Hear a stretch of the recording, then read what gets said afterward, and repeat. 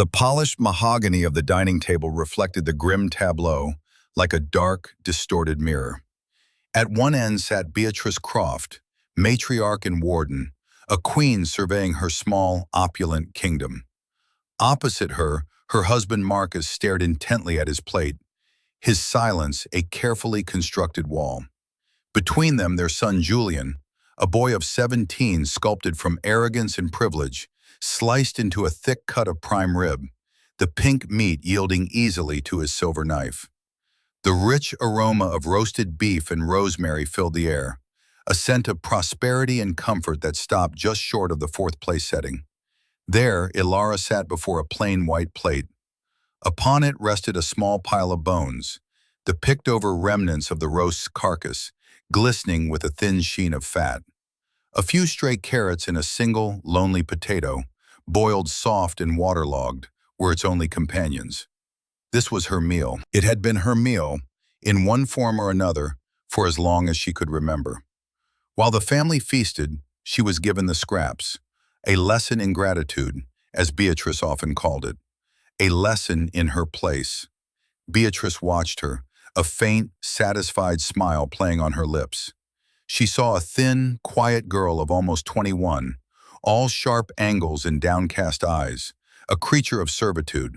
She saw a charity case, a testament to her own magnanimity, a story she polished and presented at luncheons and galas to admiring sighs. She thought she was dispensing a harsh but necessary kindness, shaping an orphan into someone who understood the value of what she was given. She didn't know the truth. She didn't know that the chair Ilara sat in, the table that separated them, the very walls of the magnificent house around them, were not hers. She didn't know that the quiet girl across from her was not a charity case, but a silent heiress biding her time. Beatrice Croft believed she was the master of this house, the arbiter of its fortunes. She had no idea she was merely a salaried employee on the verge of a performance review that would shatter her world. Within 3 weeks, on Ilara's 21st birthday, a series of legal documents, sealed for 2 decades, would be opened, and the bill for 20 years of cruelty, served cold and with interest, would finally come due. We have all witnessed arrogance, that blinding confidence of those who believe their position is unassailable. But what happens when the ground beneath them is revealed to be nothing but a trapdoor? We love stories where the scales of justice are finally balanced. Let us know where you're watching from in the comments below. We love to see how far these stories travel. And if you believe that patience and integrity are the ultimate weapons, make sure to like this story and subscribe to our channel. The story of Ilara Ashworth is a testament to the fact that the quietest person in the room is often the most powerful, and you will not want to miss how it unfolds. Julian pushed his plate away, half the prime rib still uneaten. "I'm full," he announced, the boredom in his voice a casual insult to the feast before him. "It was a bit dry anyway, Mother." Beatrice's smile didn't falter. "Of course, dear. I'll have Cook prepare something different for you tomorrow. Perhaps the salmon?" She then turned her gaze to Ilara, her eyes hardening. "See that you finish what's on your plate, Ilara. In this house, we do not waste food. You, of all people, should understand that." Ilara looked at the bones. Her stomach was a tight knot of hunger, but the humiliation was a stronger force, quelling any appetite she might have had. She picked up her fork, her movements slow and deliberate. She did not look at Beatrice. She did not look at Julian's plate of discarded luxury. She focused on a point on the far wall, a space just above Marcus's head, where a portrait of some forgotten ancestor hung. Her expression was a perfect mask of calm neutrality. Inside, however, she was not calm. She was a meticulous accountant, logging another entry into a ledger she had kept in her mind for years. Item: Tuesday, October 10th. Dinner: prime rib for the family, rib bones for the ward. Julian's complaint of dryness, Mother's immediate appeasement, Father's continued silence. It was one of thousands of such entries, a library of slights and injustices, each one catalogued with cold, clear precision. Marcus shifted in his seat, the faint scrape of wood on the marble floor unnaturally loud in the tense silence. He cleared his throat. "Beatrice," he began, his voice thin. "Perhaps the girl has had enough." Beatrice's head snapped toward him. Her voice, when she spoke, was like chipping ice. "The girl, Marcus, will eat what she is given. She needs to learn that the world is not a kind place. We are doing her a favor by preparing her for it. It is our duty." His protest died before it could fully form. He shrank back into his chair, his gaze dropping once more to his plate. The wall of his silence was rebuilt, thicker this time.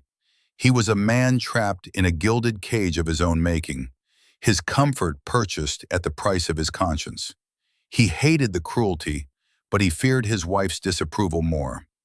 Ilara's fingers brushed against the side of her simple cotton dress, where, in a small pocket sewn into the seam, she could feel the cool, hard outline of a small object. It was a silver locket, intricately carved with swirling patterns of ivy. It was the only thing she had from her real parents.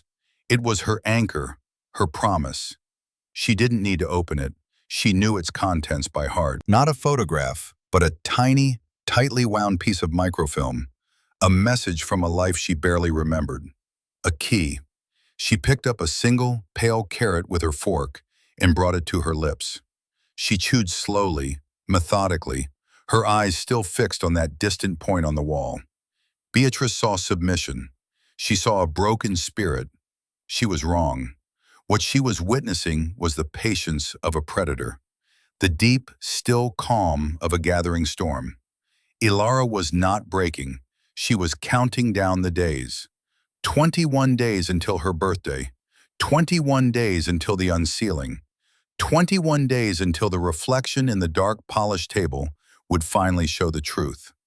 The days that followed were a symphony of calculated humiliations, each orchestrated by Beatrice to reinforce her dominion. The Grand Croft Mansion, a sprawling edifice of stone and glass overlooking the city, required constant, meticulous upkeep, and Beatrice had decided that Ilara's hands were the most cost-effective tools for the job.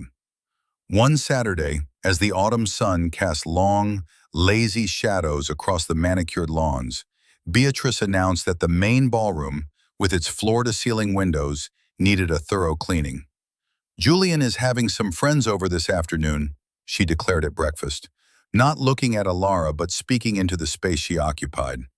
"I want the ballroom to be spotless, the windows especially. I can see streaks from here." It was a lie.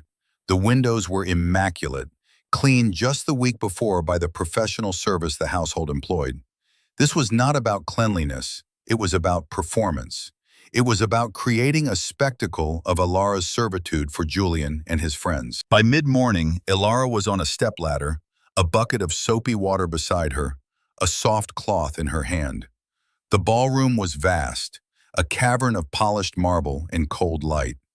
Each window was a towering pane of glass, requiring her to climb up and down the ladder dozens of times. Her arms began to ache, her fingers turning raw from the water and cleaning solution.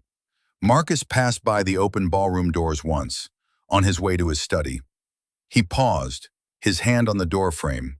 He saw Ilara, her thin frame silhouetted against the bright glass, her movements weary but steady. A flicker of something, guilt, shame, crossed his face. He opened his mouth, a weak protest forming on his lips. "Beatrice, surely the staff can—" "The staff has other duties." Beatrice's voice cut in from the adjoining sitting room, sharp and immediate, as if she had been waiting for his dissent. "Besides, a little hard work will do her good. It builds character, something you could learn about, Marcus." The barb hit its mark. He flinched, his shoulders slumping. The protest dissolved. He gave Ilara one last, fleeting look, a look of profound pity and self-loathing, before turning and disappearing into his study, closing the door firmly behind him. He had made his choice, as he always did.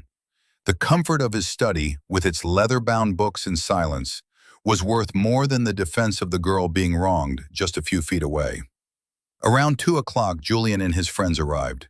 They were loud, boisterous boys, clones of Julian in their designer clothes and casual disdain. They trooped into the ballroom, their expensive sneakers squeaking on the marble, drawn to the spectacle Beatrice had arranged. "Whoa, look," one of them said, pointing. "You guys still have maids? I thought they were all, like, outsourced now." Julian laughed, a harsh, braying sound. "That's not a maid, that's Alara. She's my mom's charity project." He raised his voice. "Doing a good job there, Alara? Don't want to miss a spot. We need to be able to see our perfect reflections." They laughed, the sound echoing in the massive room. They sprawled on the velvet-covered settees, tossing a ball back and forth, deliberately ignoring the fact that she was there, reducing her to part of the furniture. Ilara continued her work, up and down the ladder, wipe, rinse, polish. Her face remained a placid mask, but inside, the accountant was busy. Item, Saturday, October 14th. Forced labor. Public mockery by Julian and friends. Father's aborted attempt at intervention. Mother's justification of cruelty as character building. Later that evening, long after the house had fallen silent, Ilara sat on the edge of her narrow bed in her small, Spartan room at the back of the servants' wing. It was the one place that was truly hers, a space devoid of the family's oppressive luxury.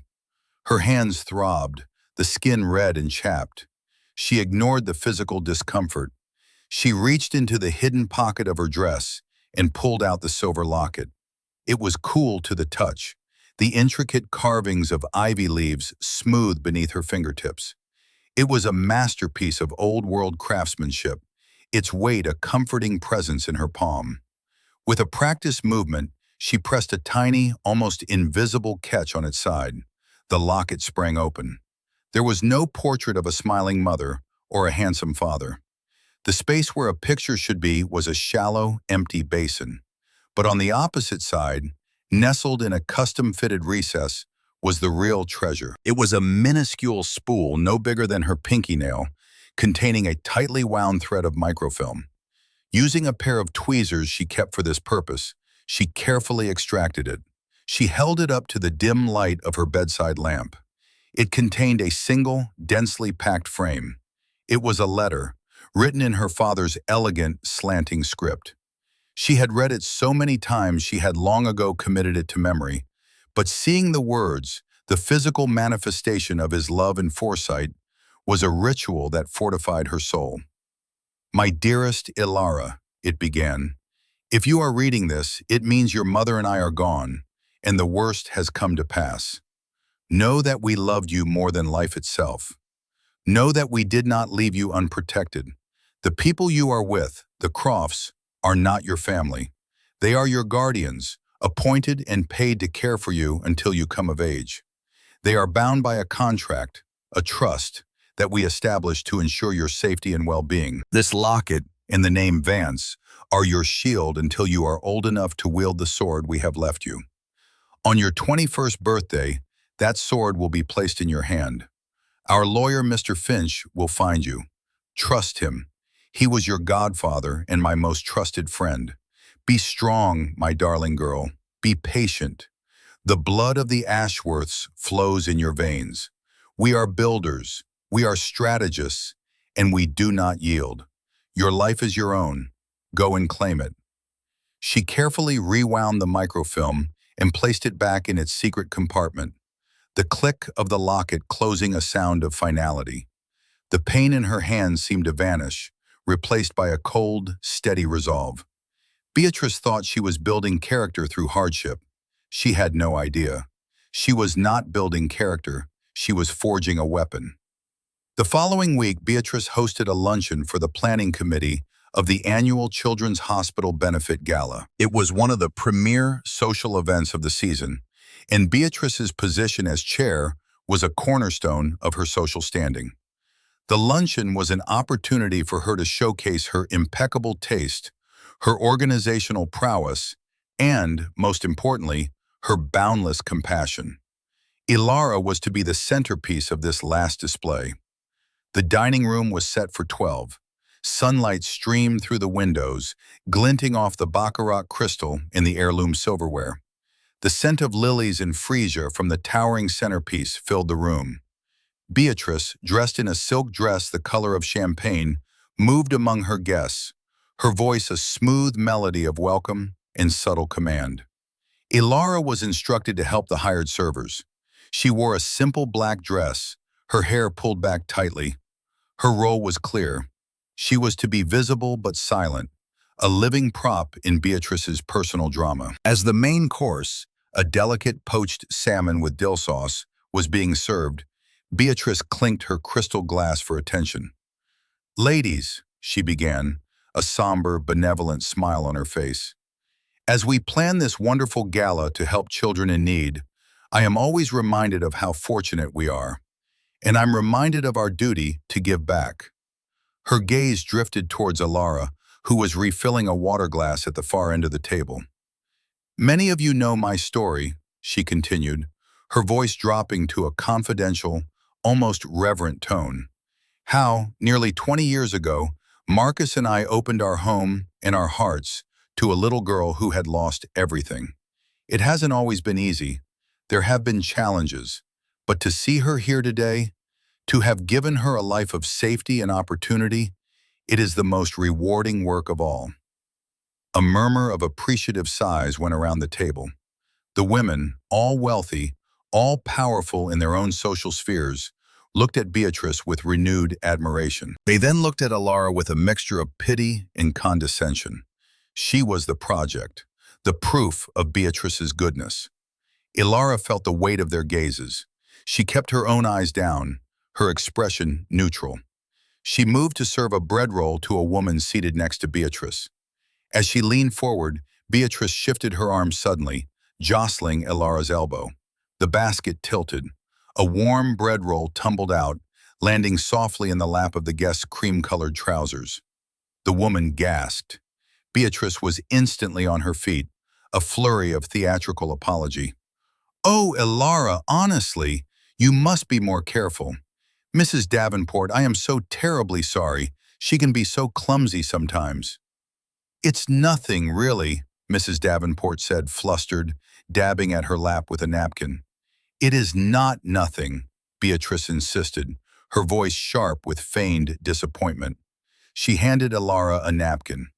"Clean it up, Ilara, and apologize to Mrs. Davenport." Ilara knelt, her knees touching the cold marble floor. The humiliation was a physical presence, hot and suffocating. She could feel the eyes of every woman at the table on her back. She looked up at Mrs. Davenport, whose face was a mask of embarrassment.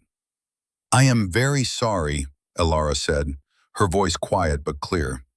The words were for the guest, but the act was for Beatrice. Another item for the ledger. Item: Wednesday, October 18th. Public humiliation in front of the charity committee. A staged accident to demonstrate my clumsiness and her forbearance. Forced to kneel. One of the women at the far end of the table, a newcomer to the group named Mrs. Gable, watched the exchange with a strange, analytical intensity. Unlike the others, her expression was not one of pity, but of sharp curiosity. She saw the deliberate nature of Beatrice's movement. She saw the unnerving calm in Ilara's eyes as she knelt. Something, she thought, was not quite right about the scene. It was too perfect, too staged. Later that night, the mansion was quiet. Ilara sat, not in her bed, but at a small, plain desk in the corner of her room. The light from a state-of-the-art encrypted laptop cast a blue glow on her face. On the screen was the face of an older man, his hair silver, his eyes kind but framed by the sharp lines of a formidable intellect. This was Alistair Finch. "The incident at the luncheon was logged," Ilara said, her voice low. "The caterer's assistant saw Mrs. Croft jostle my arm. She's willing to provide a statement." Alistair nodded, a grim satisfaction on his face. "Excellent. Every piece matters, Ilara. We are not just building a case, we are dismantling a narrative. Her narrative." He gestured to a stack of papers beside him. "The final audits are complete. The extent of the misappropriation is staggering.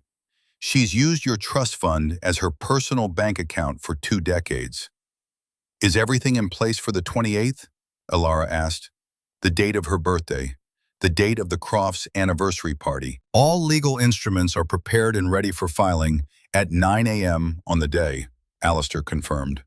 The injunctions, the liens, the notice of eviction. Our team will be on standby.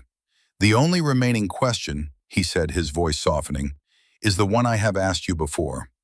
After all this time, after everything she has done, are you certain you are ready to see this through?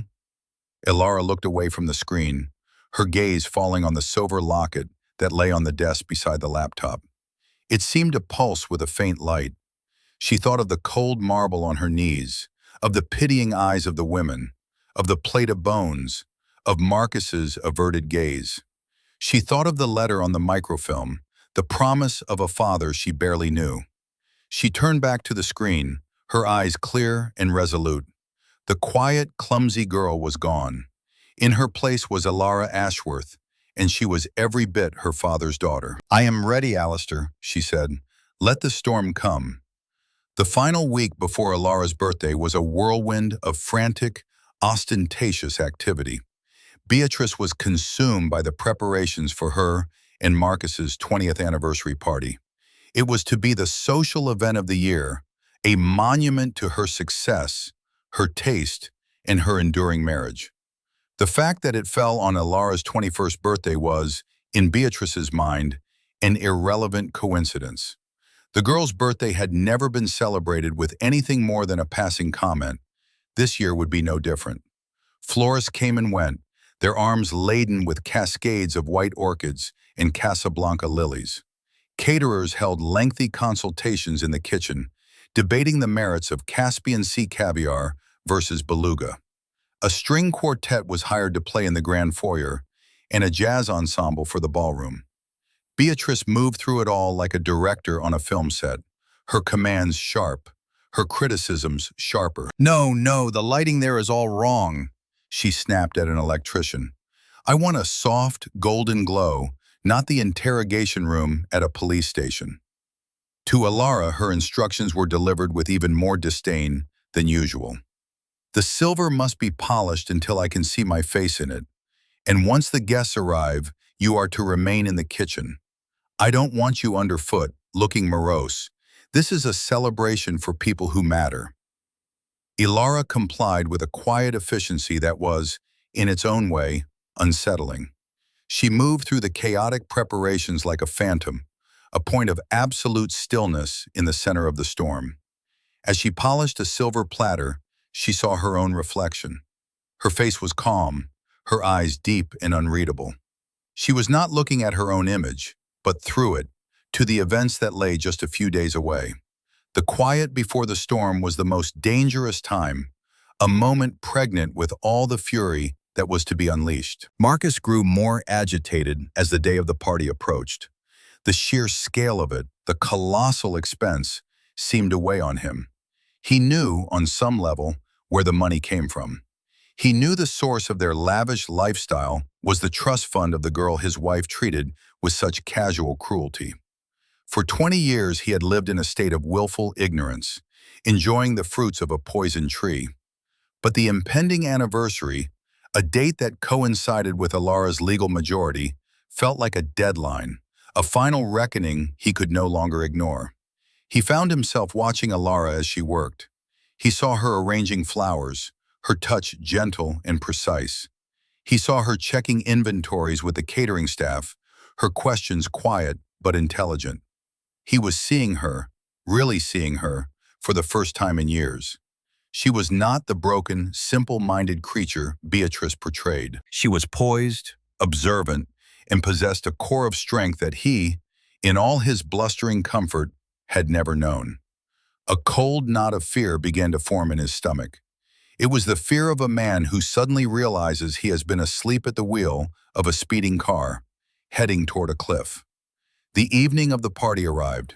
The mansion was transformed.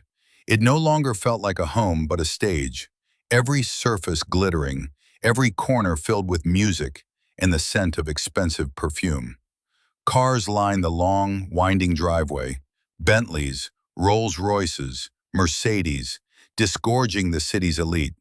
Men in tailored tuxedos and women in shimmering gowns drifted through the grand foyer, champagne flutes in hand, their laughter echoing off the marble walls. Beatrice was in her element. She stood at the top of the grand staircase, resplendent in a custom-made gown of deep crimson silk that shimmered with hand-sewn crystals. Diamonds sparkled at her throat and ears. She was the queen of her castle, greeting her guests with a radiant smile, accepting their compliments as her due. "Beatrice, darling, the house looks absolutely divine," gushed Mrs. Davenport, the woman from the luncheon. "Thank you, Cynthia. One does one's best," Beatrice replied, her voice dripping with false modesty.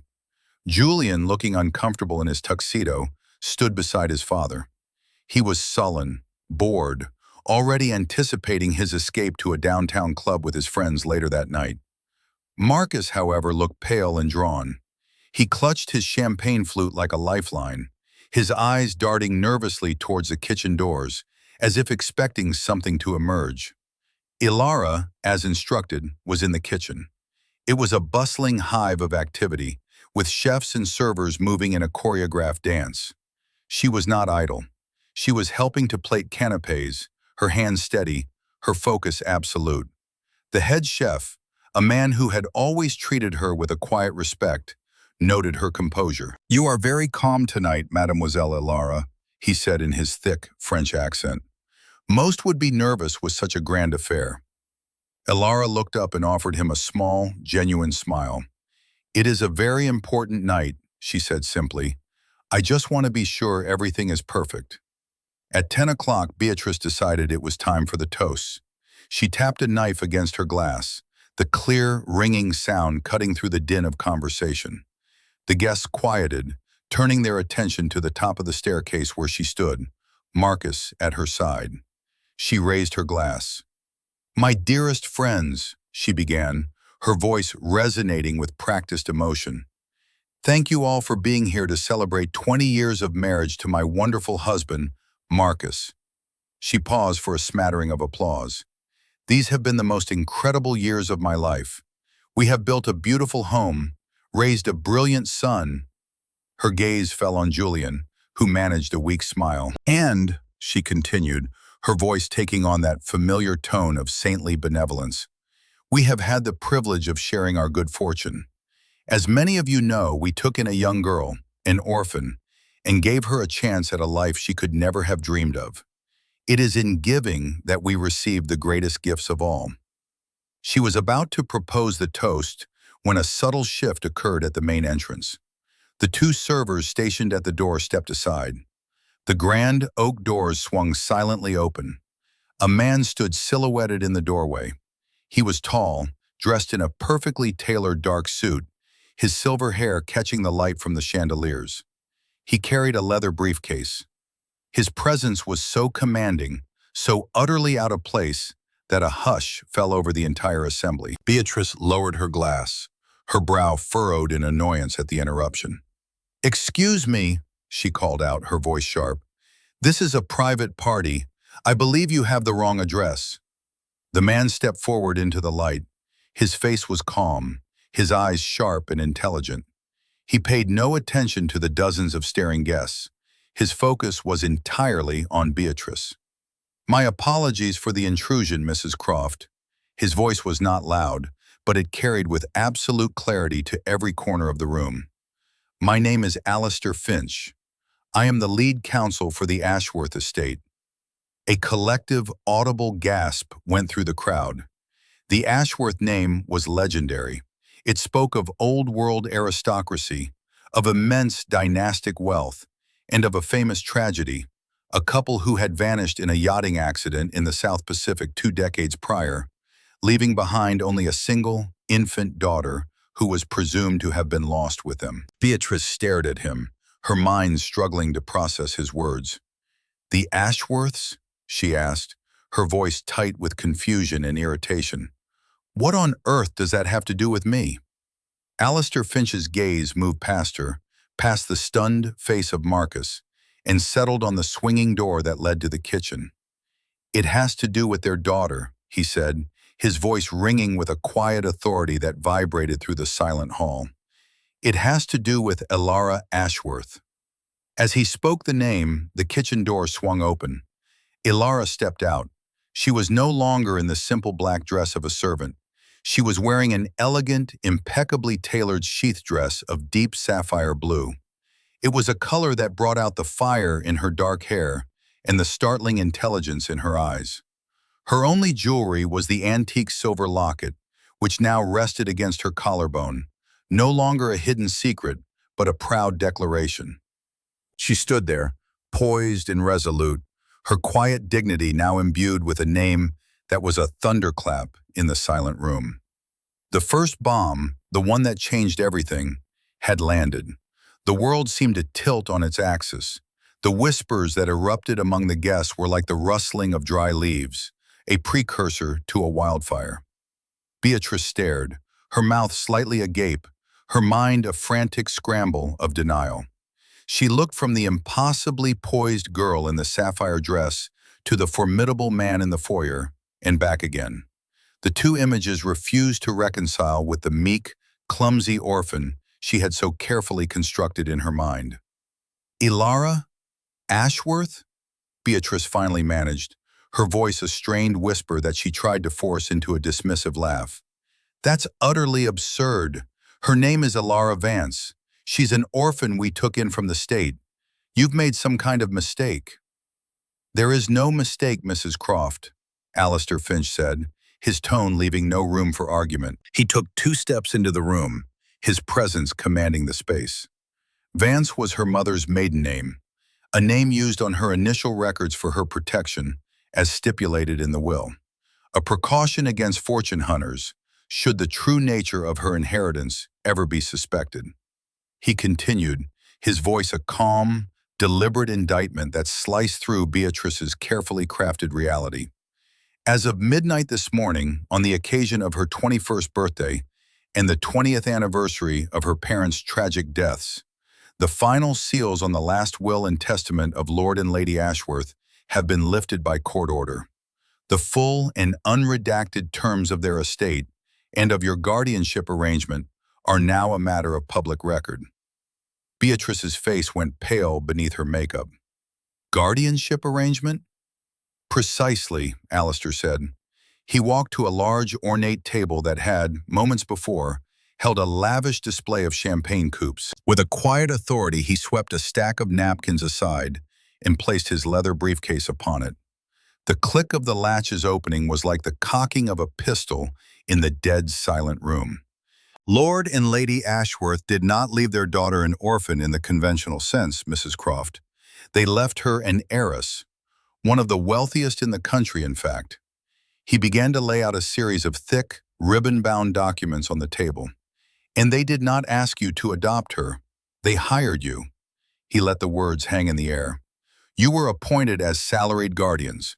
You were paid a handsome annual stipend, deposited into a private account for your services. Furthermore, the Ashworth Trust was established to manage all household expenses.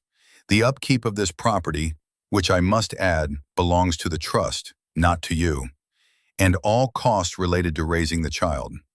He paused, looking directly at Beatrice, his eyes cold and clear. "It was a job, Mrs. Croft, a position of profound trust, one for which you were compensated extraordinarily well." Julian, standing beside his father, looked as if he had been struck. His eyes were wide with disbelief, darting from Alistair to Elara. The girl he had mocked, the family's charity case, was the source of his entire life of privilege. Alistair wasn't finished. He picked up the top document, a thick ledger bound in dark blue leather. The will was also incredibly specific about Elara's own needs. It stipulated a generous annual budget for what it termed the ward's personal enrichment. This was to cover clothing, education, travel, and general well-being, to ensure she was raised in a manner befitting her station. He opened the ledger. "Our auditors have spent the last 6 months conducting a thorough review of the trust's expenditures. What we found was a shocking pattern of misappropriation and fraud." His voice never rose, yet every word was a hammer blow. The expenditures for Ilara's personal enrichment over the last 20 years amount to less than 0.1% of the allocated budget. The funds were spent on little more than a basic school uniform and a few sets of cheap clothing each year. He looked up, his gaze sweeping over Beatrice's diamond necklace, her crimson silk gown. Meanwhile, the withdrawals for household expenses and discretionary spending are astronomical.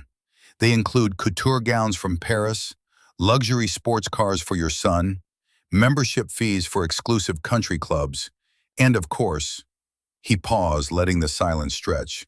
He then looked directly at Julian. Frequent orders of prime rib from the city's most expensive butcher. The parallel was devastating. A piece of verbal architecture so perfectly constructed that it left no escape. The humiliation of the bones on the plate was no longer a private shame. It was now public evidence in a trial of character. Alistair continued, his voice relentless. For 20 years you lived a life of extraordinary luxury, funded entirely by the inheritance of a child you were legally and morally bound to protect. You did this while systematically depriving her of her own funds, her own legacy, and her own dignity. You treated her not as a ward, but as a servant in her own home, a home paid for by her parents. He turned a page in the ledger. We have depositions from former staff, from tutors who were dismissed without cause, from the caterer's assistant at last week's luncheon. We have a complete and irrefutable record of neglect, emotional abuse, and financial malfeasance. You were not her guardians. You were her jailers. He closed the ledger with a soft, final thud. And as of this morning, your employment has been terminated. The silence that followed was a living thing, a thick, suffocating blanket of shock and disbelief. Beatrice's carefully constructed world, her identity, her very sense of self, had been dismantled, piece by piece, in front of everyone who mattered to her. For a moment, she just stood there, a statue of crimson silk, her face a canvas of warring emotions, confusion, fury, and the dawning, terrifying horror of absolute ruin. Then a sound tore from her throat, a choked, incredulous bark that was meant to be a laugh. A joke, she sputtered, her eyes wild. This is a joke, a pathetic, cruel, elaborate joke. She turned to the assembled guests, her arms spread wide in appeal. You can't possibly believe this fiction. This man is a charlatan, and she, her gaze filled with a venomous hatred, landed on Ilara. She is a liar, a manipulative, ungrateful little snake. I assure you, Mrs. Croft, that fraud on the scale of several tens of millions of dollars is no laughing matter for the district attorney's office. Alistair Finch replied, his voice as cold and hard as granite. From his briefcase, he produced another set of documents. And I am no charlatan. I am an officer of the court. He stepped towards her, holding out the papers. This is a court-ordered injunction, effective immediately, freezing all personal bank accounts, credit lines, and assets held in the names of Beatrice and Marcus Croft, pending a full criminal investigation. He produced a second document. And this, he said, his voice dropping slightly, is a notice of eviction. As this property is the primary asset of the Ashworth estate, and as your legal right to reside here was contingent upon your now terminated guardianship, you have 72 hours to vacate the premises. The words hung in the air, each one a nail in the coffin of her life. Eviction. The word itself was an obscenity in Beatrice's world. It was something that happened to other people, to the poor and irresponsible. The thought of being cast out of her own home, no, Ilara's home, was so monstrous, so inconceivable, that her mind simply refused to accept it. Her face, which had been pale, now flushed a deep, mottled red. The mask of the gracious hostess shattered, revealing the snarling, terrified creature beneath. She lunged, not at Alistair, but at Ilara, her hands clawed, her face contorted in a mask of pure rage. You did this! After everything I did for you, I gave you a roof over your head. I fed you. I clothed you. I gave you a home." Marcus, jolted from his stupor, grabbed her arm, holding her back. "Beatrice, stop!" Elara did not flinch. She did not recoil from the raw hatred directed at her. She stood her ground, her sapphire dress a beacon of calm in the swirling chaos. And for the first time in 20 years, she spoke to Beatrice not as a servant, but as an equal. Her voice was not loud, it did not tremble. It was as clear and steady as a well-struck bell. "You gave me a roof, Beatrice," she said, her eyes locking with the older woman's. "You never gave me a home." She held up the moral mirror, forcing Beatrice to see the reflection she had so long ignored. A home is a place of safety. A home is a place of love. A home does not serve bones to one child and prime rib to another. A home does not parade a child's pain as a trophy for social credit. Each sentence was simple. Each sentence was true. And each sentence was utterly devastating. The effect on the guests was immediate and profound. The initial shock gave way to a dawning, horrified understanding.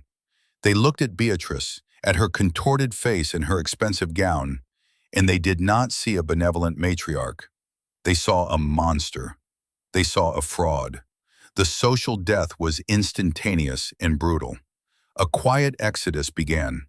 There were no grand pronouncements, no dramatic departures. One by one, couple by couple, the guests began to quietly slip away. They avoided eye contact with the Crofts, murmuring excuses about early mornings and babysitters. They were rats deserting a sinking ship, desperate to disassociate themselves from the scandal, to pretend they had never been a part of this toxic charade. Mrs. Davenport, her face a mask of shame for her own complicity, was one of the first to leave. Mrs. Gable, the woman who had looked on with suspicion at the luncheon, gave Elara a single, brief nod of respect before she turned and walked out. Within 15 minutes, the grand ballroom was nearly empty. The string quartet had packed up their instruments. The caterers began to clear away the untouched food. The magnificent party, the pinnacle of Beatrice's social career, had devolved into a wake. Julian stood frozen, his face ashen. His entire reality had been upended. The foundation of his world, his superiority, his entitlement, his wealth, had been revealed as a lie, a theft perpetrated by his own mother against the girl he had tormented for his own amusement. He looked at Elara, truly looked at her, and saw not the familiar object of his scorn, but a stranger, a figure of immense and terrifying power. Beatrice, her rage spent, finally collapsed. The fight went out of her, replaced by a shuddering, vacant despair. She sank onto the bottom step of the grand staircase, her crimson dress pooling around her like blood. Marcus let go of her arm and staggered back, slumping into one of the ornate chairs. He buried his face in his hands, his shoulders shaking with silent, racking sobs. The cowardice he had nurtured for 2 decades had finally borne its bitter fruit. His silence had not bought him peace, it had purchased his ruin. Elara stood amidst the wreckage of their lives, the quiet center of the devastation. She felt no triumph, no surge of vengeful glee. She felt only a profound, weary sadness, and the clean, cold clarity of justice, long delayed, finally served. The days that followed were a surreal dismantling. The mansion, once a bastion of impenetrable privilege, became a place of public reckoning. Lawyers in severe dark suits came and went, their briefcases filled with the architecture of the Crofts' ruin. Appraisers with clipboards moved silently through the rooms, cataloging every painting, every piece of furniture, every silver spoon, assets to be seized and liquidated to begin repaying the plundered trust. Movers, impassive and efficient, packed the family's personal belongings into plain cardboard boxes. Beatrice was a ghost haunting the scene of her own demise. She drifted from room to room, touching objects as if to reassure herself they were real, only to have them tagged with a yellow sticker by an appraiser. Her defiance had curdled into a brittle, simmering rage directed at everyone but herself. She blamed Ilara, the ungrateful viper. She blamed Alistair Finch, the shyster lawyer. She blamed her friends, the fair-weather traders, who no longer answered her calls. Her phone, once a constant source of social affirmation, was now silent. Her social circle had not just abandoned her, they had excommunicated her, erasing her from their world as swiftly and ruthlessly as she had once tried to erase Ilara's identity. Julian was in a state of shock, swinging between angry denial and a terrifying, nascent understanding. The world as he knew it had ceased to exist. His friends, the same boys who had laughed at Ilara in the ballroom, now avoided him at school. The whispers followed him down the hallways. He was no longer Julian Croft, the heir to a fortune. He was the son of a thief. One evening, he found his mother in the drawing room, staring blankly at a wall where a priceless landscape painting used to hang. "Was it true?" he asked, his voice cracking. "Everything that man said? About the money? About her?" Beatrice didn't look at him. "We gave her a better life than she ever would have had," she said, her voice a monotone. "She should be grateful." "But the money was hers," Julian pressed, a note of desperation in his voice. He needed to understand. "The house, the cars, my tuition, it was all her money?" He then asked the question that had been haunting him, the image he couldn't get out of his head. "Did you really do that? The bones? While we ate steak?" Beatrice finally turned to him, her eyes empty of everything but a chilling self-pity. "I was teaching her a lesson about her place in the world, a lesson she clearly never learned." In that moment, Julian saw his mother not as a powerful matriarch, but as a delusional, cruel woman who had destroyed them all for the sake of her own vanity. The last vestiges of his boyhood admiration crumbled into dust. Marcus was the most visibly broken. The weight of his 20-year silence had finally crushed him. He was a hollow man, haunted by the ghost of his own conscience. He avoided Beatrice, unable to bear the sight of her unrepentant bitterness. He packed his own boxes in a daze, his movements slow and defeated. On the final day, just hours before they had to leave, he found Ilara in the library. She was with Alistair, going over a portfolio of documents.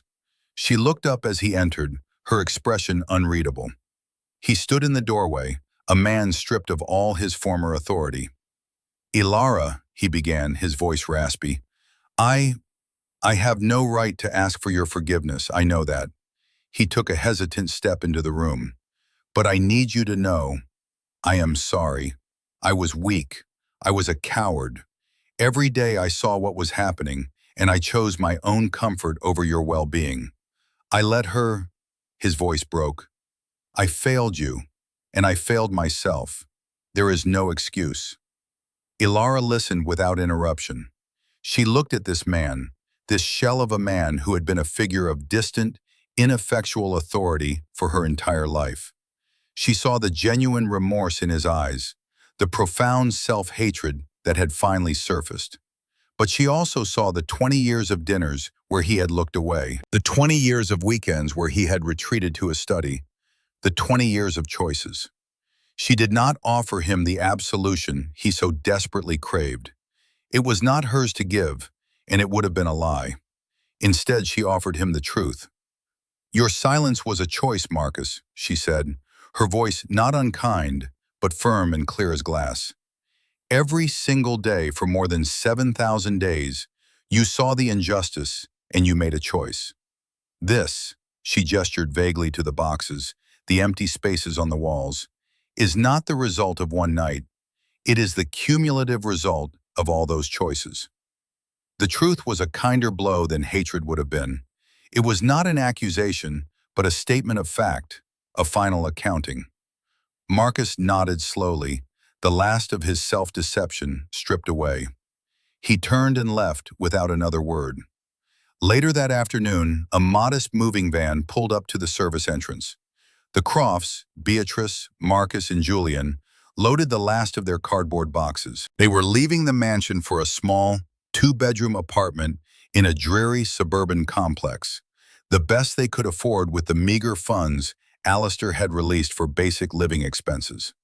As the van pulled away, Beatrice stared out the window at the grand facade of the home she had lost, her face a mask of stone-cold hatred. She had learned nothing.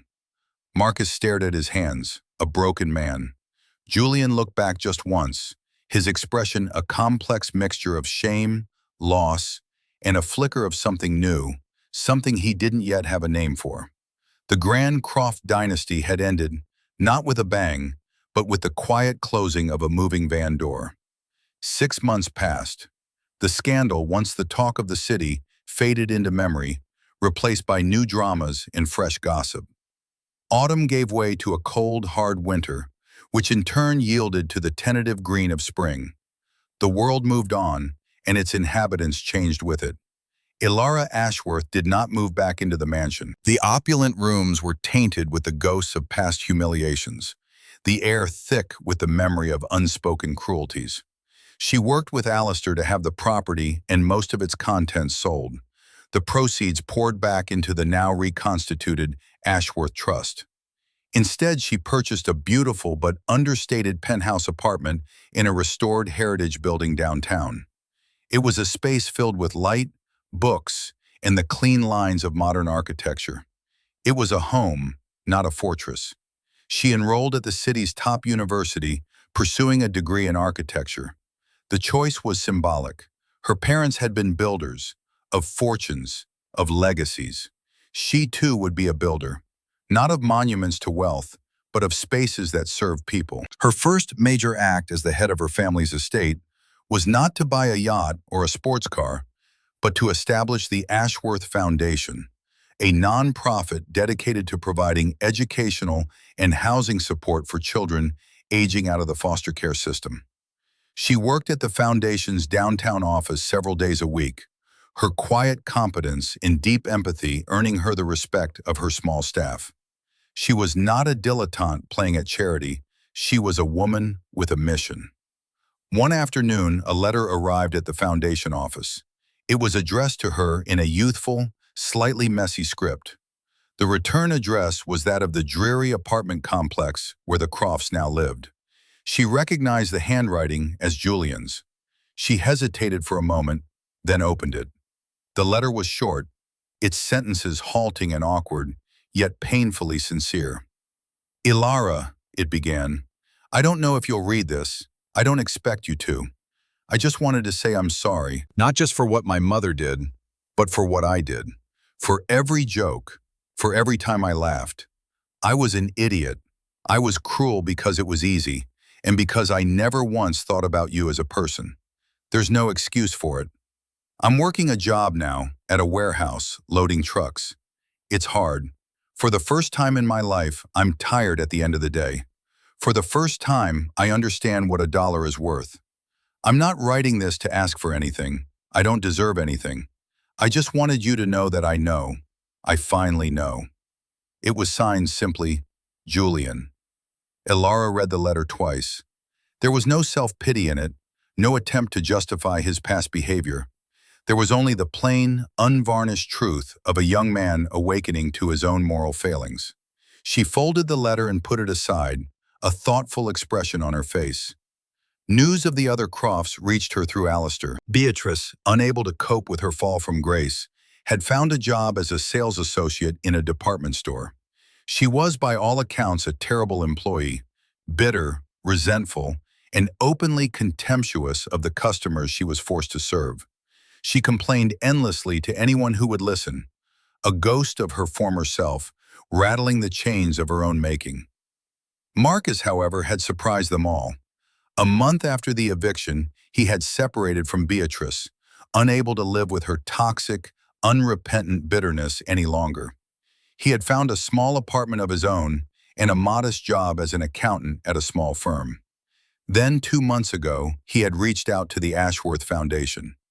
Not to Ilara, but to the volunteer coordinator. He had started volunteering on weekends, using his financial acumen to help the foundation with its bookkeeping, asking for nothing in return. He arrived on time, worked diligently, and left quietly. He was atoning not with words, but with deeds. The resolution had begun not with a single, dramatic act, but with the quiet, individual choices each person made in the aftermath of the storm. Beatrice had chosen bitterness, Julian had chosen accountability, and Marcus, the silent enabler, had finally chosen to find his voice, not in protest, but in quiet, humble service. Ilara, watching from a distance, understood that true justice was not about punishment, but about consequences, and the opportunity for change that those consequences could bring. One crisp spring afternoon, Ilara arranged to meet Marcus at a small coffee shop near the Foundation's office. He arrived looking older than he had 6 months prior, the lines on his face deeper, his hair grayer. But the haunted, defeated look in his eyes was gone, replaced by a quiet, weary clarity. He did not apologize again. He simply sat, waiting for her to speak. "Alistair tells me you've been volunteering," Ilara began, her tone gentle. "Helping with the financial statements." Marcus nodded. "It's the least I can do. It's the only skill I have that might be of some use." "It's been very useful," Ilara said. "Our director says you've streamlined the entire process. You've saved us thousands in potential accounting fees." She took a sip of her tea, studying him. She saw a man who had been stripped of everything, and in the emptiness had found a small piece of himself he thought long lost. "The foundation is growing," she continued. "We need a full-time financial director, someone with experience, someone who understands the mission." She paused, letting her words settle. "The board has authorized me to offer you the position. It's a paid, formal role. The salary isn't what you were used to, but it's fair. It's a chance to build something." Marcus stared at her, his eyes welling with tears he refused to let fall. It was not a handout. It was not forgiveness. It was an opportunity, a path forward paved with the stones of his own quiet efforts at atonement. It was more than he had ever expected. "Why?" he finally managed to ask, his voice thick with emotion.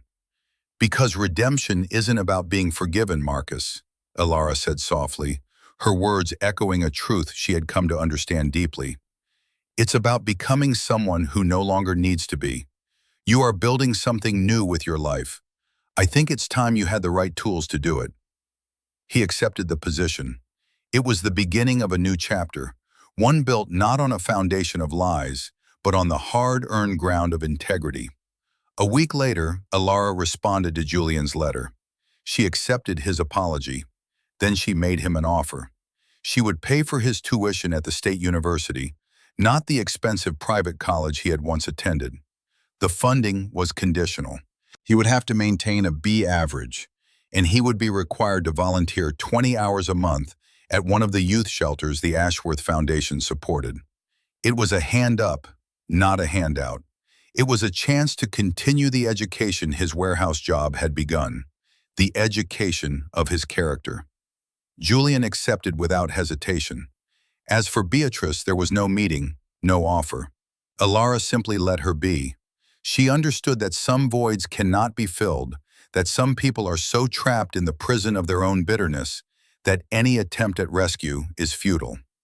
To fund Beatrice's lifestyle would be to reward her lack of remorse. Justice, Ilara decided, was sometimes the simple, clean act of letting people live with the consequences of who they are.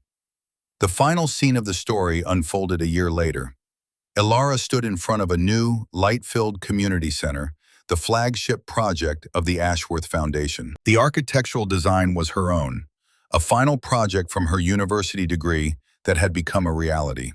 It was a building of clean lines, natural wood, and wide-open windows, a space designed to welcome, not to intimidate.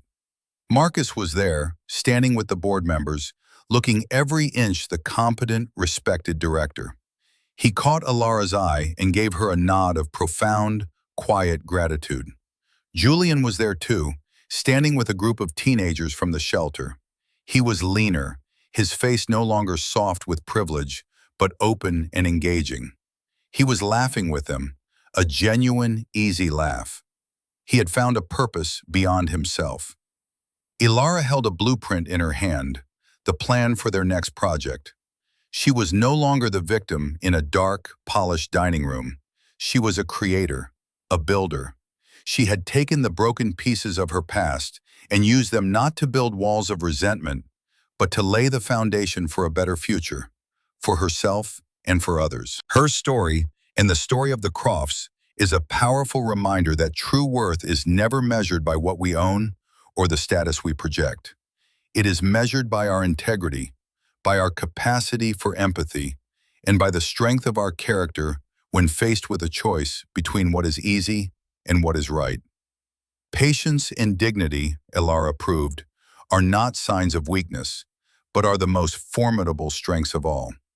What did you think of the choices Ilara made in the end? Was she too merciful, or was her justice perfectly balanced? We would love to read your thoughts in the comments below. Thank you for joining us on this journey.